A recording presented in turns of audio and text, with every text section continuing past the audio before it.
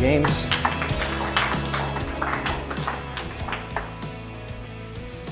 Hi everyone, as James kindly introduced my name is John Backus, and I'm glad to be here with you tonight. Good to have you here on the Marquette campus, wherever you came from, if it was a little ways or a long ways. We're glad to have you here tonight. I think you're going to be blessed and find some good stuff in our time together tonight, because we're going to be talking about something that is almost universal to college students, namely being broke. There's very few points in time where the bills are that high and the revenue is that low simultaneously. And it's also at a point in time where you're discovering your independence. You're really deciding how to steer the next 30 years of your life, largely. And at this time where there's so many challenges to our pocketbook and so many changes and transitions as you leave behind youth and you're building yourself a constant future, working on your career, this is the time when you get chased by the money monster. The money monster comes whether it's through your bills or through wanting to do fun stuff or needing fashion so you don't look weird in your college classes. It comes from transitioning sometimes off of your mom and dad's insurance onto your own, whether it's car insurance, paying for your own car bills. There's so many parts of college life where the bills come out of nowhere and your revenue stream isn't enough to make up for it. People have said that stress comes from being responsible for things that are beyond your control. And when I was in college, I was responsible for bills that I had the inability to pay. And I found out how easy it was in my college career to just freak out about finances. And I think that you guys can do better than I did. So I hope to use some of my personal experiences about what it was like for me to go through a financial grinder, what I learned and how I came out okay. So I'm going to give you a little taste of John Backus' life wisdom, but I'm also going to take you to someone who I believe is a guru at getting life right.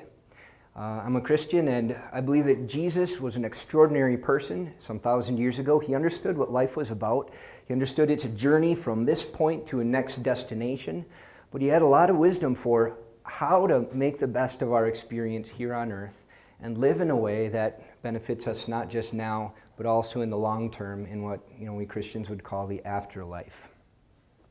So welcome to our session. If you're here, you either have, are, or will in your life experience a financial freakout. And I hope you're going to be blessed by what we talk about today.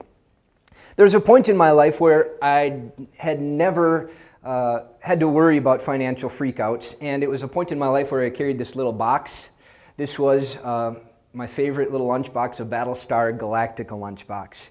I should have kept it because now it would be a collector's item worth some money, but that little box came with me to grade school for 8 years, and I never really thought a whole lot about what went in the box or how to buy things to put in the box. I just knew that this box came with me, and when I got to school I opened the box and there was enough in it for my lunch. Much of your life worked that way too. From the moment you were born you had a caretaker, a mom or dad, and they took care of you, right? And then something starts to change in life. You hit this period where you're not carrying around a lunchbox anymore. I hit that period too. In fact, right now, I carry around a different kind of box. If you drop by my house someday and knock on the door and say, "Hey, Pastor, I'd invite you into my den," and you would see this little wooden crate on my desk. This crate is my bill box. And that is a source of tension for me, pressure, sometimes worry. That bill box can be the cause of a financial freakout if I'm not careful about how I handle it and treat it. And these two boxes are very different. They not only represent different ages in my life, but they represent different places where in one I was taken care of by somebody else's resources, but by the time I got to the wooden crate, that box wasn't automatically full. And so I associate the days of carrying a lunchbox with the days where I just always had enough. Thank you to my mom and dad. But my mom and dad don't pay my bills anymore. And almost every time I go to my bill box to see what's inside, I think, I don't have enough. And that's the moment where stress kicks in and a financial freakout can occur. Now, I'm blessed right now to have a full-time paycheck, and I have more resources probably than all of you do to meet your financial obligations, except I'm not paying tuition. So I'm guessing that you have a lot of these types of stresses in your life, and if we had time, we could, kind of poll you guys to see how bad your finances are, or maybe you're sitting pretty, maybe you're smarter than I am and got a full ride through college. But, the desire to have enough money to meet bills, or even to meet bills and then do fun things we want and dress the way we want, that's a tension we have in our life. And you might think, in order to find a way to have enough and avoid a financial freakout, we should get advice from people who have had enough. Adjusting for inflation, possibly the richest American in the history of our nation. You want to take a guess who this guy might be? You got it, right? What'd you say? Rockefeller, yeah, John D. Rockefeller. Adjusting for inflation, the richest guy. So we might ask him, if I'm interested in having enough money to get my bill box taken care of, what would his advice be? And there's a famous quote by Rockefeller, Mr. Billionaire, how much money is enough? Have you heard the quote yet? This is his answer. Just a little more. Now, that's frustrating, because if the guy who has all the money on the planet says, you know what, I need to have my financial security just a little bit more, then what hope do we have to overcome financial stress or hardship?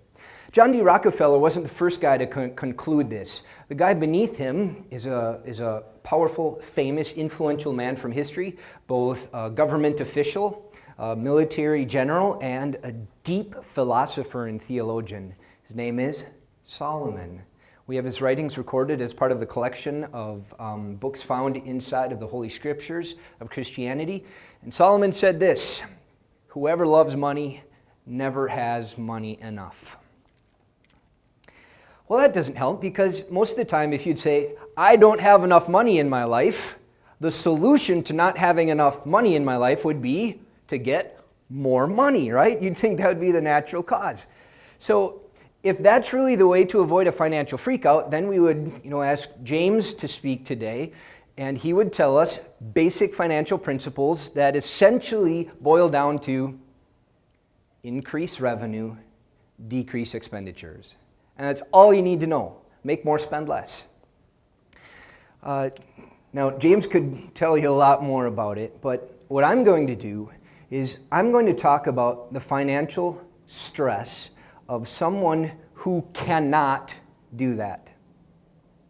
What if you're in a position where no matter how much you work, you still can't make the money it costs to pay your way through medical school?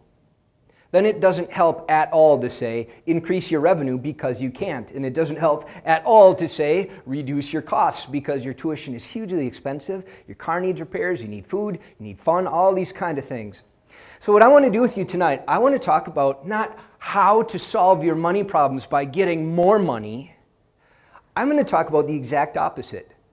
How you can survive despite the fact that you have very little money. And that is why I'm qualified to speak tonight, because I'm an expert in not being rich and yet being just fine with it. So here's a little bit about me. Bio, that's my official name. I live and serve in Muskego, Wisconsin. There's a Christian congregation there of about 2,500 Christians, nice community, 4 full-time theologian pastors on staff. I like music, I play guitar, I love gaming, the little happy girl face is there because I'm a father of 3 daughters and I have a lovely wife, and I'm a Christian. But the most important thing you need to know about me today is that small print in the bottom. All right, you see the asterisk there? John Backus, expert in not being rich and yet being just fine anyway. If you can pull off that trick, then you free yourself from grinding from a career where you put your nose to the grindstone just to find security. You can survive whether or not America has a good economy or a cruddy economy. If we can figure this out, you're invulnerable to a Great Depression, because you can be just fine even if you're not rich. Okay? The principle here is, it's found all around us in life. The example is a polar bear. You think a polar bear ever says, it's too cold up here, we need to warm things up? No. Why is a polar bear not concerned about the cold? Just say it. What? Fur. He's got blubber. He's insulated. And so one way of taking care of this little guy would be to drop him off in Florida when it's hot and sticky and say, here, you're all fine now. And instead he would say, I'm fine where I am. Yeah, it's bitterly cold, but I've got insulation. A similar picture is a Baja truck, okay, running through the desert. And this truck doesn't say, oh, it's too bumpy. I wish I could sit in traffic on I-43 in Milwaukee.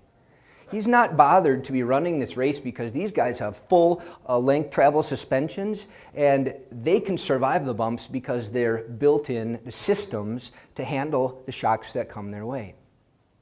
So one way to approach financial problems is to decrease expenditures and increase revenue, which will solve a lot of problems if you can balance that in your life. But sometimes you're going to be hit up with more problems than you can figure out or solve on your own. And that's when it's going to help to have insulation or shocks.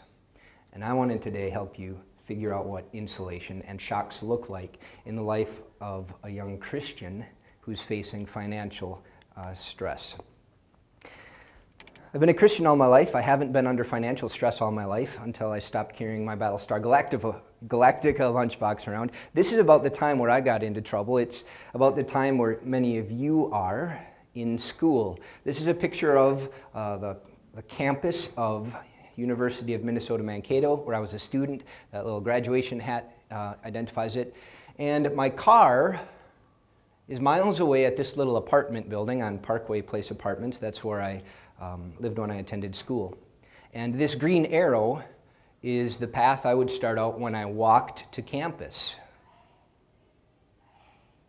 Now, why would I walk to campus if I'm sitting there with my car and campus is miles away? It's because I couldn't insure my car. I didn't have a way to increase my revenue enough to pay all my bills and my tuition and my food, my rent, and so even though I had a car, it sat in the parking lot, got snowed on, bulldozed in by the snowplow, and I walked to school. But I survived it, and so that means even though I'm not an expert in my college years at being rich, yet I figured out a way to be okay. And then after having 4 years of student loans, I headed into grad school. And I got what may be the world's most useless degree, in a sense, because it's an unaccredited Master's of Divinity degree, which is heavy theology. And theology is great if you're in a church setting, but once you're outside of a church setting, that is not going to get you business employment anywhere. So I had 4 years of college, 4 years of grad school, and shortly after I was out of grad school, I became a dad, and now I have 2 kids, and 8 years of student loans are due. But I survived, and you can too. You can avoid a financial freakout. Now I'm going to start by alluding to some history that took place long ago in the life of one of my heroes, Jesus. He understood how to get life right, both from a human perspective. As a Christian, I believe Jesus had divine origins, that he came from outside this world and stepped into it to do amazing things for us, address our moral guilt, but also help us understand what our design is as we go through life. So I'm going to play a reenactment of an event that Jesus was part of about 2,000 years ago in the land of Israel on the shores of the Sea of Galilee. And if you're not a Christian, that's okay. And if you don't know or buy into the history, you can just kind of skip this part and I'll talk about some other principles later. But if you're a Christian or if you're at least curious, I want you to watch this video that I'll put up and see how Jesus dealt with not enough. All right, if you come from a Christian background, that story might be familiar to you. My perspective as I present this to you is that what we're looking at is history. I've done a lot of study into the transmission of these eyewitnesses' accounts of what Jesus did. There's a reason he changed the world so profoundly. Things like this are certainly rare. We almost never see them in our own lives and also in the history of humanity, except when we run into something that is hyperhuman or metaphysical, and that's what I believe the person of Jesus was. Now, by watching how Jesus interacted with his friends, the people in front of him, and the food that was on his lap, we get to see how you can react to a situation where there are more demands from you than you have the resources to provide for. For example, 5,000 people plus their family members came to Jesus looking for food, and all he had was a lunchbox. Not enough. Now, the reason this story is so helpful is because it shows that even in Jesus' day, and in the lives of other people, there is such a thing as being in need. Right? When Jesus was walking alongside the Sea of Galilee, people came to him because they had a need. They were looking for direction for their lives. They were trying to figure out what the purpose of life is, how to deal with moral guilt. But Jesus had a need too. Jesus' need was to escape. The whole reason he went on a little sailing trip that day was to get away because he was burned out, just flat out of energy. And so he hops in a boat and tries to get away. You know, I have that need in my life too, to get away. And the frustrating thing is that when you feel like you want to escape and get away from the pressures of life, ironically, it takes money. So if you are burned out in life from working too hard, or you are burned out on being a college student and your checkbook just gives you a headache and you want to just get away from it all, ironically, you have to find a way to, you want to go to sit on the beach in Hawaii and relax. It takes money to do that. We know what it's like to have needs that we want met, but we don't have the finances for. Another need we might have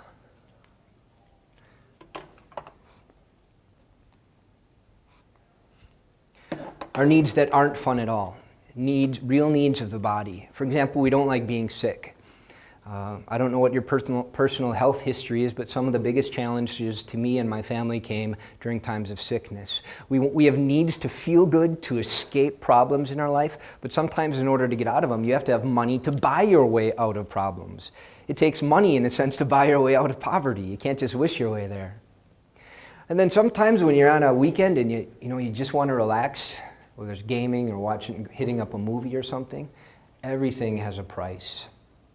So sometimes the times when you need to get away the most are the times where you can't because you flat out don't have the money you want. To be resource starved is when financial stress kicks in. So we have a need to escape from problems, but that very desire takes financial resources. Another need we have as good citizens of our country, good neighbors, and I believe as God's people, as Christians, we have a legitimate desire to help other people. And we want to be kind individuals. We want to be loving. We want to take care of people around us. Jesus did that, right? People came to him looking for help, spiritual advice, philosophical, theological advice, but even lunch, and Jesus wanted to help. In my bill box, there's not just bills, there's requests from charities and things that I know can make a difference. Shelters in Milwaukee, missionaries going into Africa, good causes in my local community for the food pantry.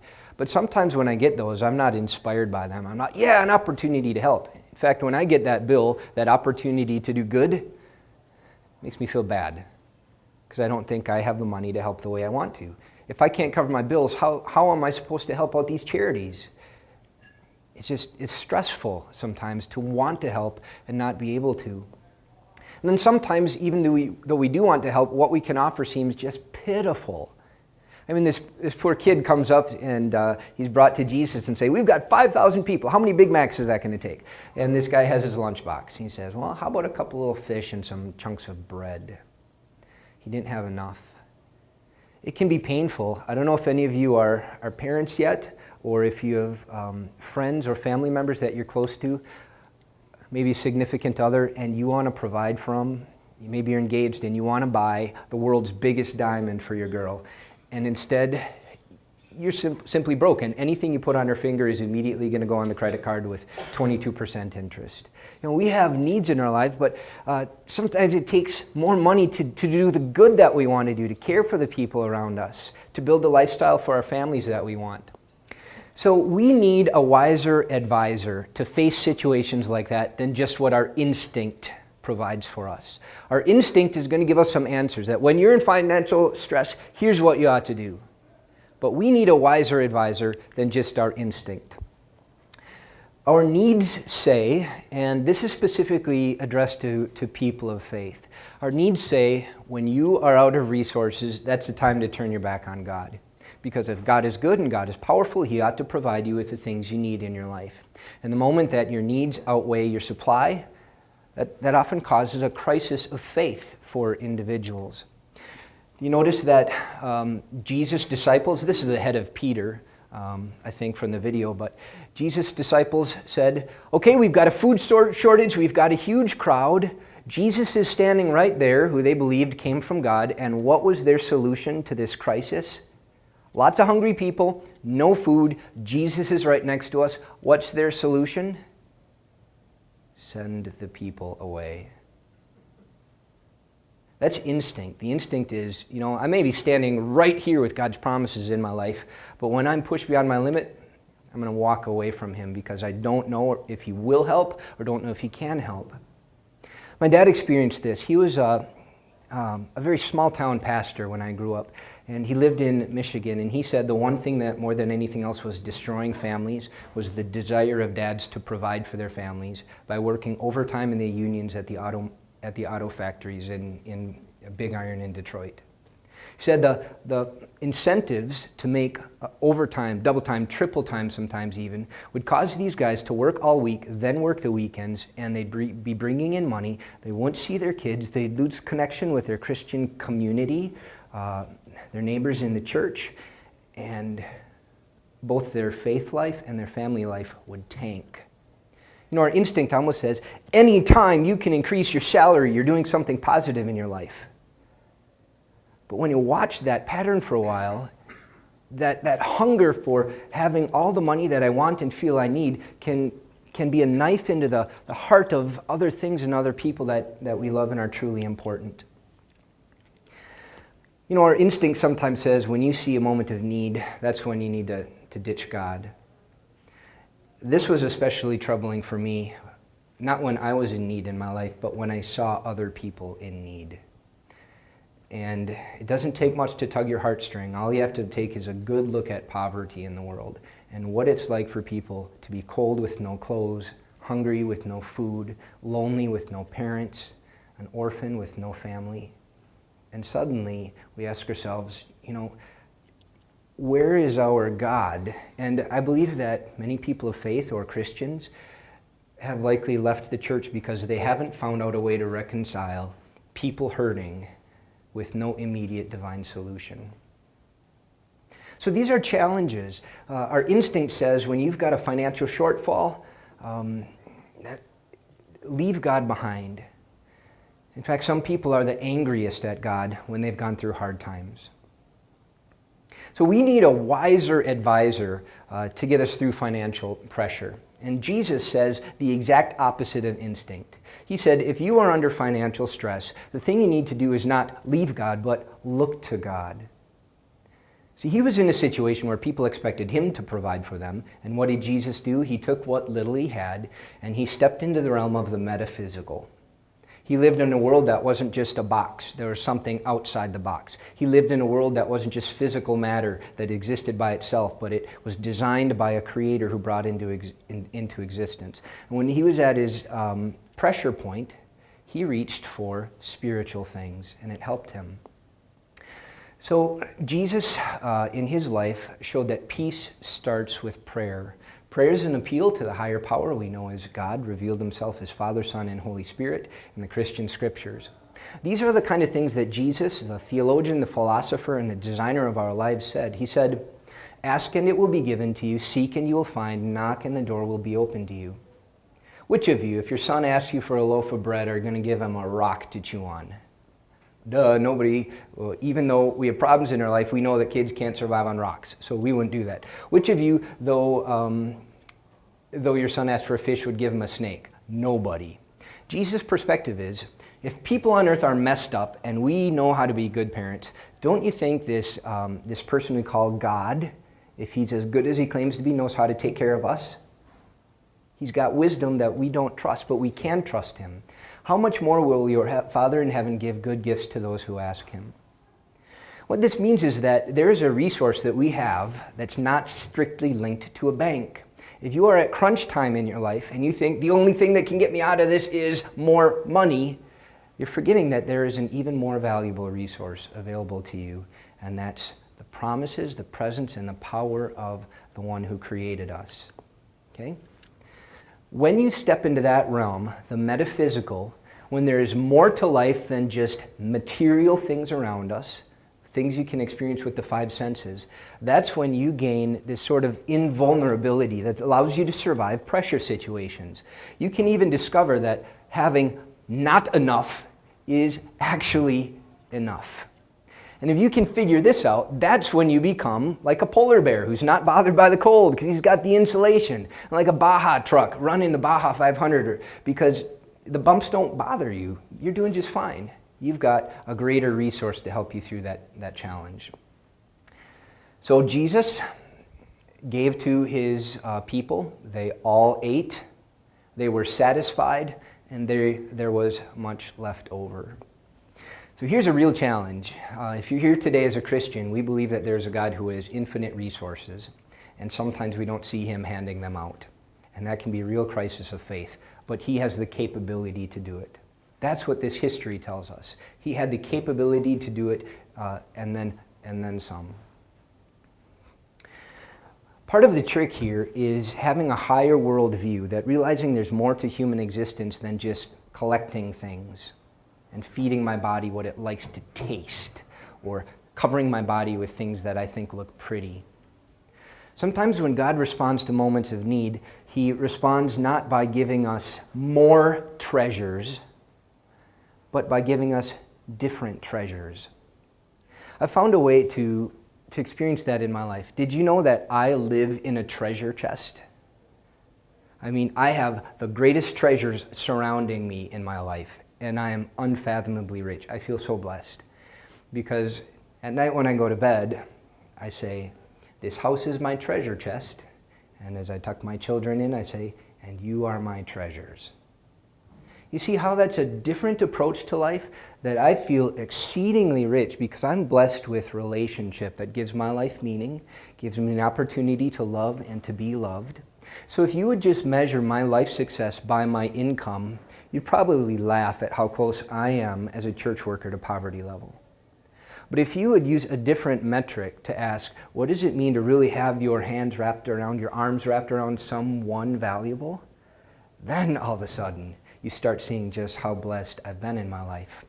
That's a change in perspective that isn't part of most business or financial courses.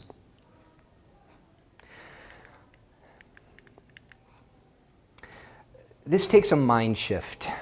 Christians often talk about a change in thinking.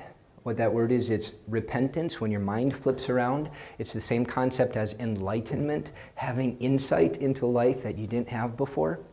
This quotation from one of the great writers of the Jewish people's history named Moses said, God humbled you. He broke you down a little bit. He humbled you, causing you to hunger. He let his people, or maybe even caused his people, to experience physical distress, and then fed you with manna. You may remember the history. That's a supernatural food source that he allowed to come to them in the desert, which neither you nor your ancestors had known, to teach you that man does not live on bread alone, but on every word that comes from the mouth of the Lord. Now, some people might say, okay, we're leaving the concrete behind and jumping into the abstract. Philosophy never fed anybody. But this is what many people in history have discovered, that if you find a strength in the spiritual promises of God, you can survive some amazing things and have that insulation or those shocks like the truck had. We're invited to come to God in prayer and find peace that way, to tap into that divine resource. And yet, we got to be smart about it. Because if we're living for more than just what we can collect in our garage or in our bank account, if there's something higher, then it means our value system is going to change. James, one of Jesus' friends, said, yeah, so you covet and fight because you can't get what you want.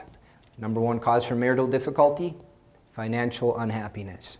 It's true. You do not have because you do not ask God. And when you do pray, you don't get anything from Him because you ask with wrong motives that you may get what you spend on pleasures. Now, we're not ascetics. We don't say it's a bad thing to have wonderful food and no eating Doritos. That's too pleasurable. Yep, no nice mountain bike. You can't play on your Xbox because that's pleasurable. But here in context, James would talk about things that are short-sighted. Praying and begging for things that will decay, disappear, dissolve, rust, and fall apart before you can blink your eye. He said if you truly want to be well off and make your way through this life in a wise manner, you've got to think bigger and longer term. This was one of the most famous quotes that came from the mouth of Jesus. He said, "What good is it if a man gains the whole world, if someone gains the whole world yet forfeits their soul?" It's a rhetorical question. You know the answer. What answer is Jesus expecting? What good is it? What good is it? It's no good. If you get this question right, then you are one of a few people who are going to have this superhuman capability to survive financial freakouts. Because your greatest treasure is not your physical body, your looks, or the fun that you can have on a jet ski. You've got something that's more valuable, a soul. And the Apostle Paul said, once you value that, you can survive a lot. From Philippians chapter 4, would you guys be willing to read this quote out loud with me? Quotation from one of Jesus' students named Paul. We'll start with the words, "I know what it is." Would you read with me? Here we go. "I know what it is to be in need, and I know what it is to have plenty. I have learned the secret of being content in any and every situation, whether well-fed or hungry, whether living in plenty or want." You know what picture Paul was thinking of when he wrote that? A polar bear, of course.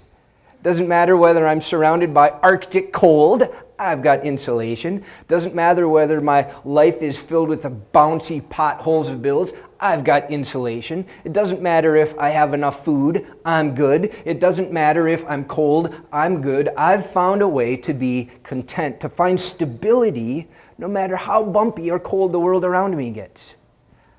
That's about as close as magic you can get in life. That capability. So we said it starts with prayer, and it continues by discovering that sometimes you can have enough even though you feel like you don't have enough. Higher priorities or higher values. The third thing is to trust God not just as being generous, but as being a genius. Now it's so simple, it's almost kindergarten Christianity to say, do you have a problem? Ask God and He'll fix it. And a lot of times God can do that. But sometimes God will say, you have a problem? Use the brain I put in your head. God is also a genius. He's the designer who figured out how we work as body and soul joined machines. And so when we ask God, hey, tell me a little bit about how to be smart on my walk through life, our answer is not going to be, I'm going to be an idiot, do whatever I want with my money, and God's going to take care of me. God is both generous and a genius. This guy's a genius, one of my heroes from Lord of the Rings, Gandalf, all right? Greatest wizard, Gandalf the Grey, then Gandalf the White. His wisdom is so profound that there's really two words that can open almost any door in front of you in life. And those words, push and pull. Okay, so this isn't hard, right? It seems really profound. Two words, open any door, get you through any entryway. Well, you either push or pull the door. It's almost mind-numbingly stupid, and yet he's absolutely right. Now, there's another guy who had advice kind of like this, and that person was Jesus, Jesus of Nazareth, who said, "A man reaps what he sows." So part of financial stress is financial circumstances are based on human behavior. If you are stressing out because you don't have enough money, because this is where your money goes every Thursday or Friday, or Thursday and Friday and Saturday, or basically every night of the week, this is not a problem with any deep spiritual thing. This is not a problem of God giving you hardship in your life. This is a problem of not understanding not understanding that God says a man reaps what he sows. So be aware of that in your life. There are stupid things we can do to shoot ourselves in the foot. If you think this is a good investment, and an unbelievable amount of people in our nation think it is a good use of money to play the lottery, if you are taken by that and you find yourself in financial hardship, this isn't a God problem, this isn't a money problem, this is a brain problem. So take responsibility for those areas where God is genius enough to tell you, understand what cause and effect are, and be smart. And that's where Christians are interested in things like financial money management, getting an accounting degree, being smart about how we use what we do have. I am so proud to tell you, I don't carry a credit card. Now, to some people that's scary or absurd, but I learned some years ago I lack the self-discipline to manage a credit card responsibly. I couldn't pay it every month, and I couldn't keep myself from using it every month. Now, you may be gifted more, with more self-control or financial responsibility than I am. I know a lot of people who are. But for me, I would run up credit card bills, and then I'd pay 22% interest on them, and it was sinking me, and it was hurting my family, and I was being an idiot. So I not only realized why there are so many rich credit card companies, but I understood what my limitations were. And so I paid them off and I cut them up. And now I live dangerously because I don't have an automatic $18,000 credit card limit, waiting for me to buy whatever I want when I'm in trouble. So that's a risk I'm taking, but at the same time, I am debt-free. I have no debt in my life. Of all my acquaintances, I don't know of a single person right now who can say that. It's extraordinary. And I'm not rich, yet I'm doing just fine. One of the things that helped me was a course called Financial Peace University, written by a Christian man who had a fortune and then lost it, and then made another fortune and then lost it, and then he got smart after the second time he filed for bankruptcy. You may have heard of him. He's a man named Dave Ramsey. But this book was recommended to me by my older brother Andy, who also is not rich yet is doing just fine. It's called The Total Money Makeover. And there's a lot of books like this that take simple life principles. They balance spiritual matters and financial matters and help give you practical steps. So if you don't want to get a degree in accounting, or if you're not a friend of James and you can't hit him up for advice whenever you want, just buy this book, or buy it for yourself when you get married or when you get out of school. This book and the principles helped me take my freedom from the credit card trap. Financial Peace University, The Total Money Makeover.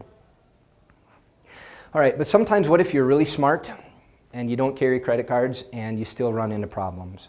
Because that can happen. There can be good people with good financial strategies and they still end up tanking in life.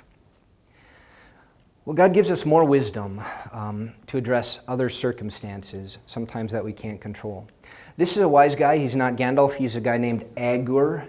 Agur wrote this: Lord, give me neither poverty nor riches, but give me only my daily bread. Otherwise, I may disown you and say, who is the Lord? People who are captivated with having a happy day today sometimes don't think long term about what their true life values are. Or, if I become poor and steal, I may dishonor the name of my God through immoral behavior. There's something magic about America and the rise of the middle class that made this nation unique compared to many other caste systems of history, systems of master and slavery. And it's a biblical idea to find the middle ground, to not make it your goal in college to have the highest salary and the BMW faster than any of your classmates. Those aren't bad, but if that's your life goal, you're missing something. You're not understanding Agur's idea. Another pastor, a guy who served in the church, a Jewish man named Habakkuk, wrote this. He said, though the fig tree does not bud, and there are no grapes on the vines, though the olive crop fails and the fields produce no food, though there are no sheep in the pen and no cattle in the stalls, yet I will rejoice in the Lord. I will be joyful in God my Savior. I put a picture of the farm there. I grew up in western rural Minnesota when there was a recession and the farms around me collapsed. My neighbor, Paul Gillespie, was an old hardworking man. His whole family worked hard. They lost everything they had to the bank, and to the day, he just died this year, to the day of his death, he never climbed his way out of debt. Now, this guy was the loudest singer in the little country church my folks took me to when I grew up.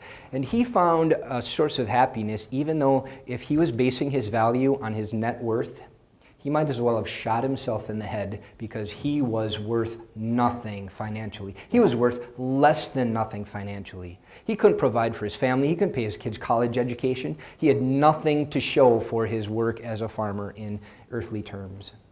Yet this guy was the happiest singer in church. I can still see him sitting in the back corner singing those songs, not usually on key either. But so there is something that you can do even when you're doing your smartest and you have good values, good targets for what you want to accomplish with your money in life. There's even a reason to be happy when the farm fails. You can survive that. I experienced it. A year and a half ago, I spent a month traveling some of the poorest parts in the large urban centers in Asia. I started off heading from Hong Kong into Shanghai across the border, and then I went to the mountain city of Kunming in some of the poor urban neighborhoods, and last I ended up in Shanghai. I was there as an undercover Christian teacher to meet with leaders of Christian schools and see how we can support them in being a blessing to their community and raising their education level. And while I was there, I was shocked by the lifestyle, the standard of living, I guess. Everything was dirty, broken, and rusting. So one of the first churches I went to, this is their front door.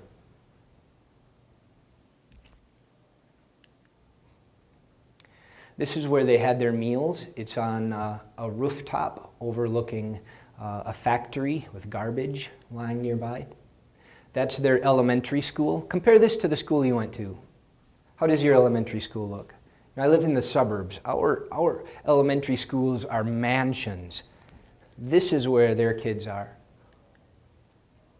This was the university I visited. The first time I was in Shanghai, we flew in, got lost, then we found our hotel, and then we went out to visit a school. And we left the main streets. We started going through the alleys. It started to stink. I got out of the car and wondered, what on earth did I get myself into? Then we walked down an alley, and right by that little orange garbage can was the door to the university where I visited.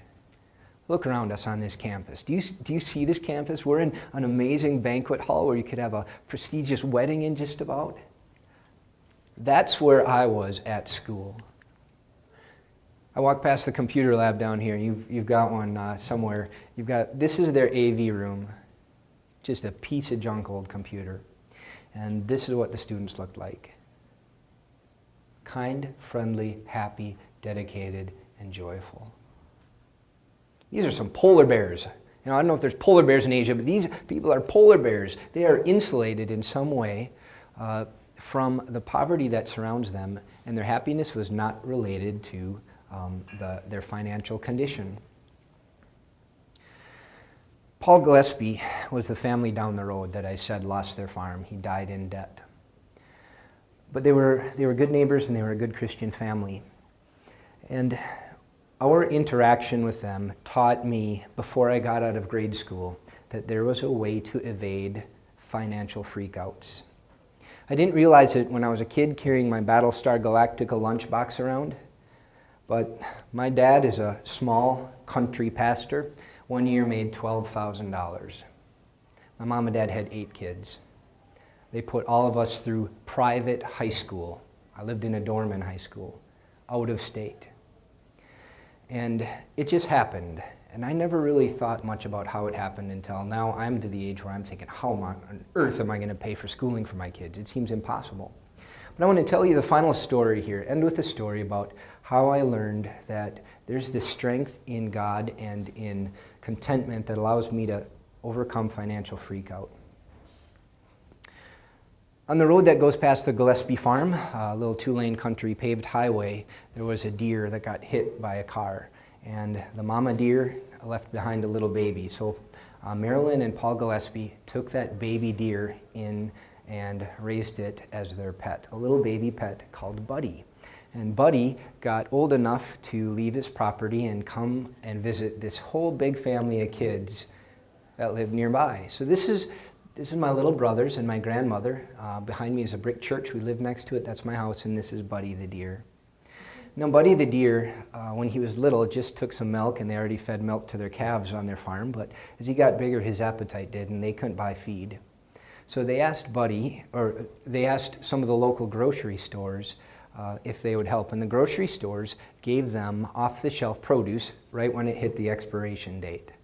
So the Gillespies would come home with their station wagon or their pickup truck loaded with boxes and crates of fruits and vegetables that were sell-by, that date was today, and they would feed them to Buddy. That's how Buddy got fed. It's also how I got fed. They would bring over the extra fruits and vegetables and drop them by the Backus house, and we would have fruits and vegetables that couldn't be on the store shelf, but could be on our dining room table. Now, I'm 37, and that was 30 years ago. But that life lesson of how God took care of a deer and how God helped feed a family that should not have been afloat financially is still a powerful story today. A little over a year ago, my mom died, and we dug through some of the correspondence she had shared. This is a postcard my mom wrote to her granddaughter, my daughter Anna, before she died. And the front is this picture. She put a stamp on the picture, and this is what she wrote on the back, I guess. She said, "Anna, ask Daddy about Buddy. Where did Buddy come from? Who did he go running with? What game did Buddy play? He'd like to run behind us and butt us in the butt so we'd kind of fly forward. How did he bring us fruits, vegetables, and donuts?" God took such good care of us, and he still does. So I told that story to my daughter Anna, and I said, God can provide for the needs of a family even if you have no money through ways that you just wouldn't expect. God can take care of us. I've seen this story in many different forms enough time in my life to stop chalking it up to coincidence. I had a really bad financial winter, a lot of hospital bills, emergency room business, visits, high financial co-pays, car problems. And one of the worst months, I got news that my car payments were done 2 months early. And I thought I still had 2 months of car payments to go. But instead, my company called and said, "You're actually done." And I called them back and they said, "Is there a mistake? I thought I was supposed to be paying through summer." And they said, "Nope, you're all paid off. And you overpaid." So I got 3 checks for about $600 in the mail in a time where I was financially stressed. I didn't expect it. And just this little quirky thing, suddenly I went from a deficit to a surplus in my family finances. In my mind, it's just the story of Buddy all over again. And the world that I live in is a world where those things aren't just dumb luck or stupid coincidence. I live in a world where I see things happen that allow me to not be rich and yet have just enough and be just fine. King Solomon was a child of God and one of the richest men on earth. He had some happy times and some sad times. But I hope that God gives you the wisdom to see what's worth valuing in your life. And whether you're heading into a career that's associated with a big, healthy income, or whether it's a career like mine where you're just above poverty level and you know what food stamps are, it really doesn't matter, because as God's people, you have the ability to survive and avoid financial freakouts. I hope you're blessed by it when it's time to pay your bills. Thank you.